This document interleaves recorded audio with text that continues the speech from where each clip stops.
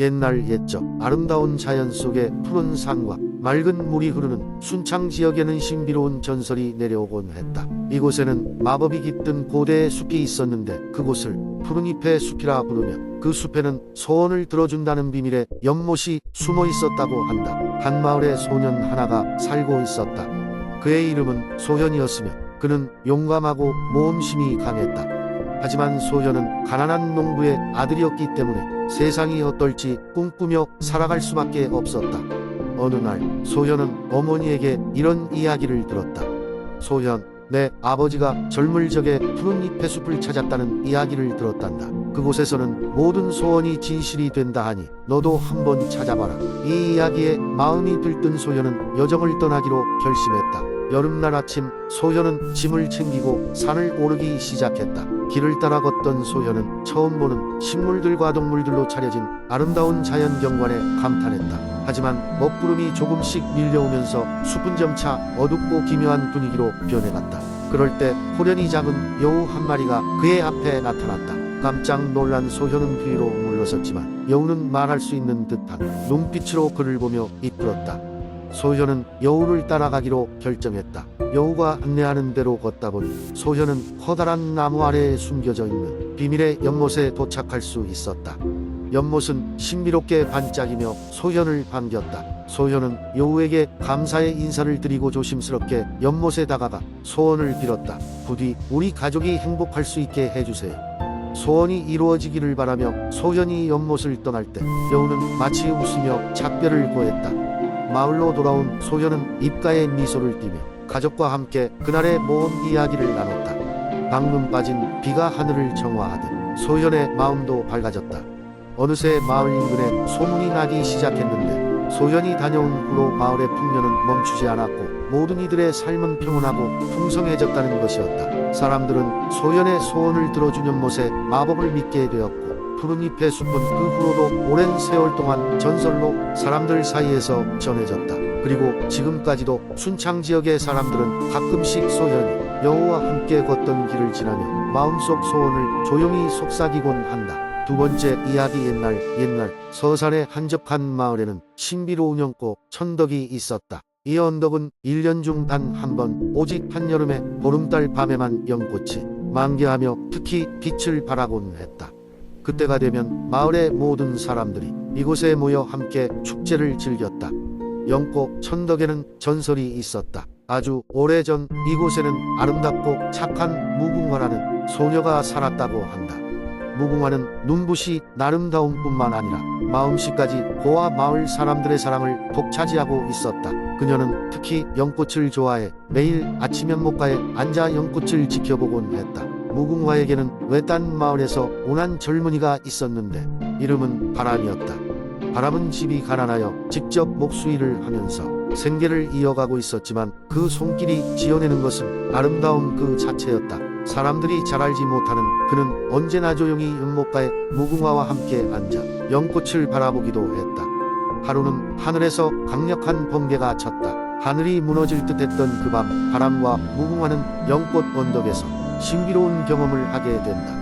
그 밤 하얗게 빛나기 시작한 연꽃의 빛 속에서 오래전부터 잠들어 있던 정령이 깨어났던 것이다. 정령은 그들에게 자신이 연꽃 언덕의 수호자임을 밝히며 두 사람에게 언덕의 연꽃들은 이 땅과 사람들을 수호하기 위해 존재한다고 말했다.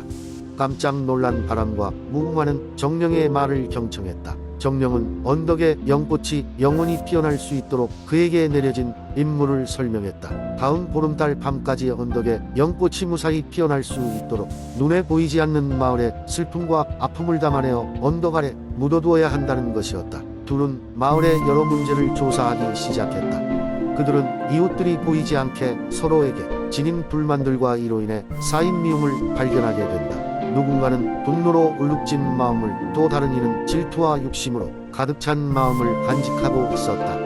무궁화와 바람은 무섭기도 했지만 마을 사람들이 정말 행복해지기를 바랐다.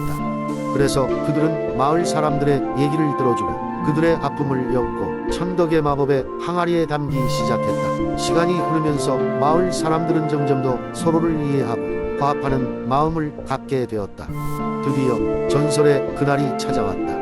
보름달이 떠오른 밤, 서산의 연꽃천덕은 금비 청포채 불빛으로 환하게 빛나기 시작했다. 마을 사람들은 무궁화와 바람이 이룬 기적을 보고 뜨거운 사랑과 감사의 눈물을 흘렸다. 그날 이후 연꽃천덕은 마을의 소중한 자산으로 소문이 나 먼 곳에서 많은 사람들이 이곳을 찾아왔다.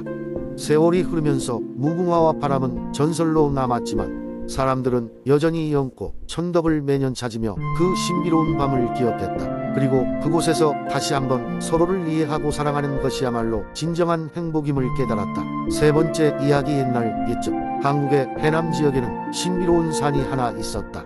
그 산은 마치 거대한 용이 몸을 감고 있는 듯이 생겼다고 하여 사람들은 용산이라고 부르며 경외의 대상으로 삼았다. 용산에는 누구도 들어갈 수 없는 깊은 숲이 있었다. 그곳엔 매년 봄마다 황금빛 꽃이 피어 모든 생명을 축복해주며 한밤중에는 신비로운 빛을 발하는 나무들이 숲속에 가득했다. 해남 마을 사람들은 이 마법의 산에 대한 수많은 이야기를 가지고 있었다.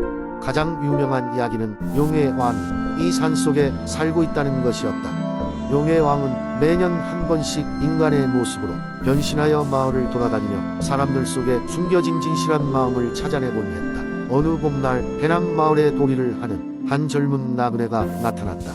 그는 자신의 이름을 서해라고 하며 용산을 탐험하러 왔다고 했다. 마을 사람들은 그의 용기에 감탄하면서도 그가 돌아올 수 있을지 걱정했다. 서해는 마을에서 잠시 몸을 피하고 필요한 물품을 준비한 뒤 마침내 용산을 향해 길을 떠났다. 용산에 도착한 서해는 깊고 짙은 숲으로 발걸음을 옮겼다. 숲속 길은 무척이나 험난했으며 어두운 그림자가 그 속을 맴돌았다. 그러나 서해는 용기가 넘쳤고 계속해서 앞으로 나아갔다. 그는 더 이상 돌아갈 수 없는 다리까지 다다랐고 그곳에서 신비로운 현상을 목격했다. 수많은 빛이 나무 사이에서 춤추듯 깜박이며 그를 안내하는 것처럼 보였다. 빛을 따라 걷던 서해는 곧 황금빛으로 물든 커다란 꽃밭에 도착했다. 그곳에는 전설 속의 용이 잠들어 있었다. 그의 눈앞의 광경은 마치 꿈속에 들어와 있는 듯했다.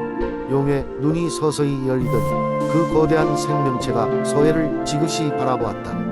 서해는 두렵지도 않고 용의 왕 앞에 고개를 숙였다. 용의 왕은 신비로운 목소리로 말했다. 용감한 자여, 너의 진심이 무엇인지를 말해보아라. 진실한 마음을 가진 자에게는 내가 특별한 선물을 주노라. 서해는 용의 왕을 마주하며 말했다.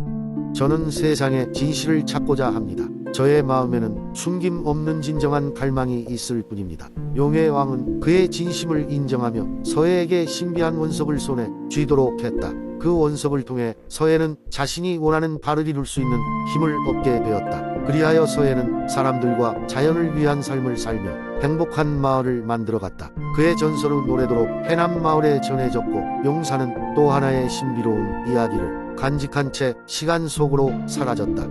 네 번째 이야기. 옛날 옛적 한국의 아름다운 서산 지역에는 푸른 산과 맑은 호수가 어우러진 작은 마을이 있었다. 그곳은 자연의 아름다움으로 유명했으며 특히 하얀 백합꽃으로 덮인 들판이 장관을 이루었다. 이 마을에는 백합에 얽힌 아주 오래된 전설이 하나 전해져 내려오고 있었다. 그 전설에 따르면 백합들은 옛날이 땅에 살았던 마법사에 의해 심어진 것이었다. 마법사의 이름은 하림이었고 그는 서산에 살았던 가장 지혜로운 인물이었다. 마을 사람들은 그가 비가 오지 않을 때에는 비를 불러오고 가뭄이나 역병이 돌 때는 모두를 구해주었다고 이야기했다. 하지만 하림에 대한 가장 유명한 이야기는 백합의 기원에 관한 것이었다.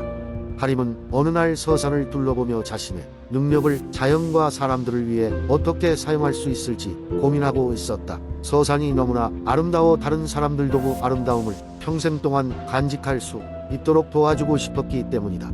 그러던 중 하림은 마을 근처에 위치한 고요한 호수 가장자리에 앉아 무언가를 깊게 상상하기 시작했다. 다음 날 아침 마을 사람들은 그 호수 주변에 갑자기 생겨난 백합꽃들을 발견하고 놀라움을 금치 못했다. 마을 원로들은 이 꽃들이 마을을 보호하기 위한 축복이자 하림의 사랑이 증표라고 믿었다. 하림은 과거 미래를 보는 능력으로 일상의 균형을 유지하기 위해 이 꽃들이 변화를 감지하고 주의를 주는 힘이 있다고 말했다. 그러던 어느 날 마을로부터 멀리 떨어진 곳에 사는 사악한 마법사 검은 그림자가 백합의 마법을 느끼고 그것을 차지하기 위해 마을에 접근했다. 그는 백합의 마법을 빼앗아 자기만의 악한 목적을 위해 사용하려고 했다. 하지만 마을 사람들은 이 위협을 감지하고 하림에게 도움을 청했다. 하림은 마을 사람들을 모아 백합의 마법을 보호할 방법을 찾아야 한다고 말했다. 그는 마법의 힘을 강화하기 위해 매일 밤 소녀들이 호수 주위를 돌며 순수한 의도로 기도할 것을 요청했다. 그리고 젊은 남자들은 낮 동안 마을 주변을 순찰하며 검은 그림자의 접근을 막았다. 얼마 지나지 않아 검은 그림자가 다시 나타났다. 그는 수백 마리의 까마귀와 함께 서산을 침략했다. 그러나 백합의 마법은 이미 그를 막을 만큼 강력해져 있었다. 백합들은 강력한 빛을 발하며 까마귀들을 쫓아내고 검은 그림자를 물리쳤다. 검은 그림자는 결국 그 힘에 굴복하고 마을에서 쫓겨나 먼 곳으로 사라졌다. 서산 마을은 다시 평화를 되찾았고 사람들은 하림의 지혜와 백합의 마법 덕분에 안전할 수 있었다. 그 후로도 백합은 서산의 자연과 함께 사람들을 보호하며 마법의 지혜와 힘을 이어갔다. 마을 사람들은 백합의 아름다움을 보며 하림을 기리며 그가 선물한 평화롭고 자연에 충만한 세상을 항상 기억했다. 이야기는 세대를 거쳐 내려오며 때때로 어린아이들에게 들려주는 전설이 되었고 백합은 여전히 서산을 수놓으며 주민들에게 희망과 보호의 상징으로 남아있었다.